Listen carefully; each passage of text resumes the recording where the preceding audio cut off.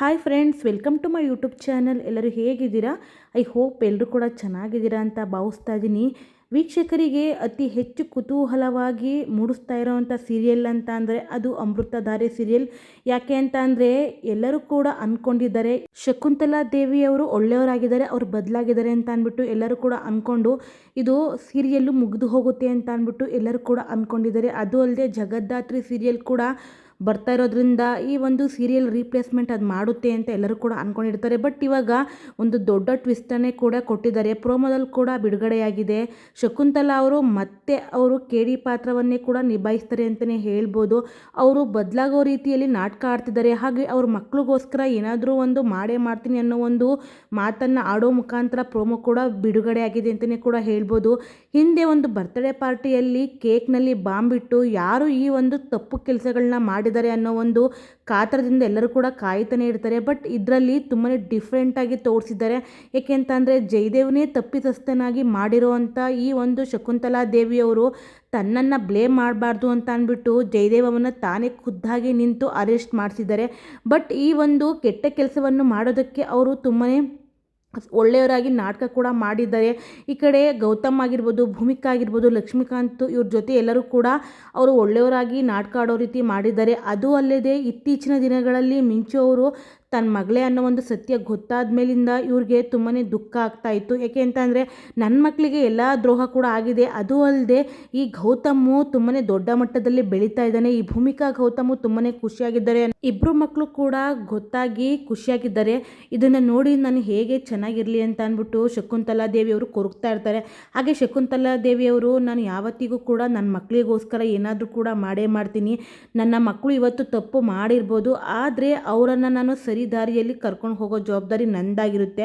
ಯಾವತ್ತಿಗೂ ಕೂಡ ನನ್ನ ಮಕ್ಕಳು ಚೆನ್ನಾಗಿರಬೇಕು, ನನ್ನ ಎದುರುಗಡೆ ಈ ಗೌತಮು ಹಾಳಾಗಬೇಕು, ಈ ಭೂಮಿಕಾಗೆ ಸರಿಯಾಗಿ ಟಾಂಗ್ ಕೊಡಲೇಬೇಕು. ಅದನ್ನೇ ನಾನು ಈ ರೀತಿ ಇವ್ರಿಗೆ ಸಮಾಧಾನವಾಗಿ ಹಾಗೆ ಒಳ್ಳೆ ನಂಬಿಕೆಗಳನ್ನ ಕೂಡ ಗಳಿಸ್ಕೊಂಡು ಈ ರೀತಿ ನಾನು ಮಾಡೇ ಮಾಡ್ತೀನಿ. ಅದಕ್ಕೋಸ್ಕರ ನಾನು ಜಯದೇವನ ಅರೆಸ್ಟ್ ಮಾಡಿಸಿ ಒಳಗಡೆ ಹಾಕ್ಸಿರೋದು. ಇಲ್ಲ ಅಂತ ಅಂದರೆ ಈ ಗೌತಮು ಜಯದೇವನ ಯಾವುದೇ ಕಾರಣಕ್ಕೂ ಕೂಡ ಕ್ಷಮಿಸೋದಿಲ್ಲ ಅಂತ ನನಗೆ ಗೊತ್ತಿದೆ. ಯಾವುದೇ ಕಾರಣಕ್ಕೂ ಕೂಡ ಜಯದೇವನ ಸಾಯಿಸೋದಕ್ಕೂ ಕೂಡ ಇವರು ಹೇಸೋದಿಲ್ಲ. ಅದಕ್ಕೆ ಈ ರೀತಿ ನಾನು ಮಾಡಿದೆ. ಇನ್ನು ಮುಂದೆ ನಾನು ನನ್ನ ಆಟಗಳನ್ನೆಲ್ಲ ಕೂಡ ಬದಲಾಯಿಸಿ ಒಳ್ಳೆಯವಳಾಗಿ ಇಟ್ಕೊಂಡು ಈ ಮನೆನ ನಾನು ಸರ್ವನಾಶ ಮಾಡ್ತೀನಿ ಅಂತ ಅಂದ್ಬಿಟ್ಟು ಶಪಥ ಮಾಡ್ತಾ ಇರ್ತಾರೆ. ಈ ಕಡೆ ಗೌತಮ್ ಅವರು, ಭೂಮಿಕಾ ಅವರು ಇವರನ್ನು ತುಂಬನೇ ಬ್ಲೈಂಡಾಗಿ ನಂಬೇ ಬಿಟ್ಟಿರ್ತಾರೆ. ಅಮ್ಮ ಒಳ್ಳೆಯವರಾಗಿದ್ದಾರೆ, ಅಮ್ಮ ನಮಗೋಸ್ಕರ ಎಲ್ಲನೂ ಕೂಡ ಒಳ್ಳೆಯದೇ ಮಾಡ್ತಾರೆ ಅಂತ ಎಲ್ಲರೂ ಕೂಡ ನಂಬ್ಕೊಂಡು ಬಿಟ್ಟಿರ್ತಾರೆ. ಶಕುಂತಲಾ ಅವರು ಹೊರಗಡೆ ಮಾತಾಡ್ತಾ ಇರ್ತಾರೆ. ಅವತ್ತು ಕೇಕ್ನಲ್ಲಿ ಬಾಂಬ್ ಇಟ್ಟಿದ್ದು ಅಂತ ಅಂದ್ಬಿಟ್ಟು ಯಾವುದೇ ಕಾರಣಕ್ಕೂ ಕೂಡ ನನ್ನ ಮೇಲೆ ಅವರು ಡೌಟ್ ಪಡೋದಕ್ಕೆ ಚಾನ್ಸೇ ಇಲ್ಲ. ಯಾಕೆ ಅಂತಂದರೆ ಅಷ್ಟು ಒಳ್ಳೆಯವಳಾಗಿ ನಾನು ನಾಟಕ ಆಡಿಕೊಂಡು ನಿಭಾಯಿಸ್ತಾ ಇದ್ದೀನಿ. ನಾನು ನನ್ನ ಆಸ್ತಿನೆಲ್ಲನೂ ಕೂಡ ಈ ರೀತಿ ಅನುಭವಿಸ್ತಾ ಇದ್ದರೆ ಸುಮ್ಮನೆ ಕೂರೋದಕ್ಕೆ ಆಗುತ್ತಾ? ನನ್ನ ಗಂಡ ಒಂದು ಮಾಡಿದಂಥ ಆಸ್ತಿಯನ್ನು ಈ ರೀತಿ ಗೌತಮ್ ಅವರು ಇಟ್ಕೊಂಡು ತಿಂದು ತೇಗ್ತಾ ಇರೋದನ್ನ ನಾನು ನೋಡಿಬಿಟ್ಟು ಸುಮ್ಮನೆ ಕೂರೋದಕ್ಕಾಗುತ್ತಾ? ಈ ಎಲ್ಲ ಆಸ್ತಿನೂ ಕೂಡ ಹಾಗೆ ಈ ಒಂದು ಕಂಪನಿಯ ಲೋಗೋ ಕೂಡ ನನ್ನ ಮಕ್ಕಳಿಗೆ ಸೇರಬೇಕು. ಈ ಗೌತಮ್ ಹೆಸರು ಹಾಳು ಮಾಡಬೇಕು. ಹೇಗಾದರೂ ಮಾಡಿ ಇದನ್ನೆಲ್ಲನೂ ಕೂಡ ನಾನು ಮಾಡೇ ಮಾಡ್ತೀನಿ. ಮೊದಲೆಲ್ಲ ನಾನು ತುಂಬಾ ಸೋಲನ್ನು ಕಂಡಿದ್ದೀನಿ. ಬಟ್ ಇನ್ನು ಮುಂದೆ ಆ ರೀತಿ ನಾನು ಸುಮ್ಮನೆ ಕೂರೋದೇ ಇಲ್ಲ. ಜಯದೇವನ ಜೊತೆಗೆ ಹಾಕ್ಕೊಂಡು ನಾನು ಮತ್ತೆ ಕೆಟ್ಟ ಕೆಲಸಗಳನ್ನ ಮಾಡಲೇಬೇಕು. ನಾನು ನನ್ನ ಮಕ್ಕಳನ್ನು ಮಾತ್ರ ಮುಂದುವರಿಯೋ ಹಾಗೆ ಮಾಡಬೇಕು ಅಂತ ಅಂದ್ಬಿಟ್ಟು ಶಪಥ ಮಾಡಿರ್ತಾರೆ. ಈ ಕಡೆ ಜಯದೇವ್ ಅವರು ತುಂಬಾ ಟೆನ್ಷನ್ ಆಗಿರ್ತಾರೆ. ಅಲ್ಲ, ಈ ಕೆಲಸ ಯಾರು ಮಾಡಿರ್ಬೋದು? ನಾನು ಕೇಳಿ ಅಂತಂದರೆ ನನಗಿಂತ ದೊಡ್ಡ ಕೇಡಿ ಯಾರಿದ್ದಾರೆ? ಆ ಬಾಂಬ್ ಇಡೋಷ್ಟು ಧೈರ್ಯ ಯಾರಿಗಿರ್ಬೋದು? ಆ ಮನೆಗೆ ಹೋಗೋವಷ್ಟು ಧೈರ್ಯ ಯಾರಿಗಿರ್ಬೋದು ಅಂತ ಅಂದ್ಬಿಟ್ಟು ತುಂಬಾ ಯೋಚನೆ ಮಾಡ್ತಾ ಇರ್ತಾರೆ. ತಕ್ಷಣ ಅಲ್ಲಿಗೆ ಜೀವ ಕೂಡ ಹೋಗ್ತಾರೆ. ಜೀವನ ಬಂದ ತಕ್ಷಣ ನೋಡಿಬಿಟ್ಟು ಈ ಕಡೆ ಯಾಕಪ್ಪ ಈ ಕಡೆ ತಲೆ ಹಾಕಿದ್ಯಾ ಅಂತ ಅಂದ್ಬಿಟ್ಟು ಕೇಳ್ತಾ ಇರ್ತಾರೆ. ಹಾಗೆ ಮತ್ತೆ ಹೇಳ್ತಾರೆ ಜಯದೇವ್ ಅವರು, ನನಗೂ ಕೂಡ ನೀನು ಬುದ್ಧಿವಾದ ಹೇಳೋದಕ್ಕೆ ಬಂದ್ಯಾ ಅಥವಾ ಏನಾದರೂ ನನ್ನನ್ನು ನೋಡ್ಕೊಂಡು ಹೋಗೋದಕ್ಕೆ ಅಂತ ಬಂದ್ಯಾ? ನನಗಂತೂ ತುಂಬ ಖುಷಿ ಆಗ್ತಿದೆ, ನನ್ನನ್ನು ನೋಡೋದಕ್ಕೆ ಒಬ್ಬ ವ್ಯಕ್ತಿ ಆದರೂ ಬಂದರು ಅಂತ ಅಂದ್ಬಿಟ್ಟು ಹೇಳಿದಾಗ ಈ ಕಡೆ ಜೈವ ಹೇಳ್ತಾರೆ, ನೋಡು ನಾನು ನಿನ್ನನ್ನು ನೋಡೋದಕ್ಕೆ ಅಂತ ಬಂದಿಲ್ಲ. ನಾನು ಇಲ್ಲಿಗೆ ಬಂದಿರೋ ಉದ್ದೇಶ ಅಂತ ಅಂದರೆ ವಾರ್ನಿಂಗ್ ಕೊಟ್ಟು ಹೋಗೋದಕ್ಕೆ. ಇನ್ನು ಮುಂದೆ ಏನಾದರೂ ನೀನು ನನ್ನ ಮನೆಗೆ, ನಿನ್ನ ಮನೆಗೆ ಯಾರಿಗಾದರೂ ಏನಾದರೂ ಒಂದು ತೊಂದರೆ ಆದರೆ ನಾನಂತೂ ಸುಮ್ಮನೆ ಕೂರೋದಿಲ್ಲ. ನನ್ನ ನೀನು ಹಳೆ ಜೀವಾಗಿ ನೋಡೋದಕ್ಕೆ ಸಾಧ್ಯನೇ ಇಲ್ಲ. ನನ್ನ ಇನ್ನೊಂದು ಮುಖ ತೋರಿಸ್ತೀನಿ ಅಂತ ಅಂದ್ಬಿಟ್ಟು ಚಾಲೆಂಜ್ ಮಾಡ್ತಾ ಇರ್ತಾರೆ. ಈ ಕಡೆ ಜಯದೇವ್ ಅವರು, ಏನು ನೀನು ನೋಡೋದಕ್ಕೆ ತುಂಬಾ ಚೀಪಾಗಿದೆಯಾ, ಅದು ಅಲ್ಲದೆ ನೀನು ಒಂದು ಅಮೂಲ್ ಬೇಬಿ ಥರ ಕಾಣ್ತಾ ಇದೆಯಾ, ನೀನು ಈ ರೀತಿ ಹೇಳೋದಕ್ಕೆ ಸಾಧ್ಯನಾ? ನಿನ್ಗೆ ಇಷ್ಟೊಂದೆಲ್ಲ ಬಾಲ ಚಿಗುರ್ಕೊಂಡ್ಬಿಟ್ಟಿದ್ಯಾ? ನನ್ನ ಲೆವೆಲ್ಗೆ ನೀನು ಬರೋದಕ್ಕೆ ಸಾಧ್ಯನೇ ಇಲ್ಲ. ಅದೇನು ಮಾಡ್ತೀಯ ಮಾಡ್ಕೊಂಡು ಹೋಗು. ಮೊದಲು ನೀನು ನಿನ್ನ ಅಮೂಲ್ ಬೇಬಿ ಫೇಸನ್ನು ಚೇಂಜ್ ಮಾಡ್ಕೊ ಅಂತ ಅಂದ್ಬಿಟ್ಟು ಜಯದೇವ್ ಅವರು ಹೇಳ್ತಾ ಇರ್ತಾರೆ. ಅದ್ರ ಜೀವ ಹೇಳ್ತಾರೆ, ನೋಡು ಜಯದೇವ್, ನೀನು ನನ್ನನ್ನು ಅಂಡರ್ ಎಸ್ಟಿಮೇಟ್ ಮಾಡಲೇಬೇಡ. ನಾನು ಸುಮ್ಮನೆ ಕೂರೋ ಮಾತೇ ಇಲ್ಲ. ನೀನು ಹೊರಗಡೆ ಬಂದು ಏನಾದರೂ ಬಾಲ ಬಿಚ್ಚಿದ್ರೆ ನಿನ್ನನ್ನು ನಾನು ಸುಮ್ಮನೆ ಬಿಡೋದಿಲ್ಲ ಅಂತ ಅಂದ್ಬಿಟ್ಟು ಹೇಳ್ತಾ ಇರ್ತಾರೆ. ಆದರೆ ಜಯದೇವ್, ಹೋಗೋ ಸುಮ್ಮನೆ ನೀನು ಹೆಚ್ಚಿಗೆ ಎಗರಾಡಬೇಡ ಅಂತ ಅಂದ್ಬಿಟ್ಟು ಹೇಳಿ ಕಳಿಸ್ಬಿಡ್ತಾರೆ. ಆದರೆ ಜಯದೇವ್ಗೆ ಮತ್ತೆ ಟೆನ್ಷನ್ ಆಗುತ್ತೆ. ಯಾರು ಈ ಕೆಲಸ ಮಾಡಿರ್ಬೋದು? ಅಕಸ್ಮಾತ್ ಏನಾದರೂ ಅಮ್ಮ ಬದಲಾಗೋ ನಾಟಕ ಆಡಿರ್ಬೋದಾ? ಈ ಕೆಟ್ಟ ಕೆಲಸ ಮಾಡೋದ್ರಲ್ಲಿ ಅಮ್ಮನೇ ಫೇಮಸ್ಸು. ಯಾಕೆ ಅಂತಂದರೆ ಅಮ್ಮ ಹಿಂದೆ ಎಲ್ಲ ಯಾವ ರೀತಿ ಕೆಲಸಗಳನ್ನ ಕೂಡ ಮಾಡಿದ್ದಾರೆ.